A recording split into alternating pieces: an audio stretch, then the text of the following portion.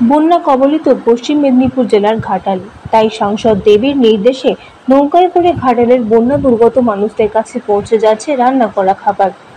পশ্চিম মেদিনীপুর জেলার ঘাটালের শ্রীরামপুর, নিশ্চিন্দপুর, গড়প্রতাপনগর সহ বেশ কিছু এলাকায় বন্যা দুর্গত মানুষদের নৌকায় করে রান্না করা খাবার পৌঁছে দিচ্ছেন ঘাটালের সাংসদ দেবের প্রতিনিধি রামপদ মান্না। জানা গিয়েছে, দেবের কথা মতো বন্যা দুর্গত এলাকায় গিয়ে ত্রাণ সামগ্রীর পাশাপাশি দুপুরে রান্না করা খাবার তুলে দেওয়া হচ্ছে বন্যার্তদের হাতে। এক্ষেত্রে বলতেই হয় যে কয়েকদিন আগেই রাজ্য সরকারের বিপর্যয় ব্যবস্থাপনা দপ্তরের মন্ত্রী জাভেদ খানকে সঙ্গে নিয়ে ঘাটালের প্লাবিত এলাকাগুলি পরিদর্শন করেছিলেন সাংসদ দেব। তিনি দুর্গতদের হাতে ত্রাণ তুলে দিয়েছিলেন।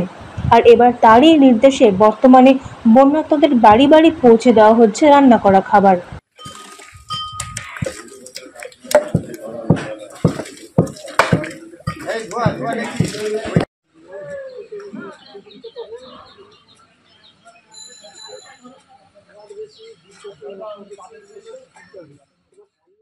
ঘাটাল থেকে নিজস্ব প্রতিনিধির রিপোর্ট, এএনএন নিউজ।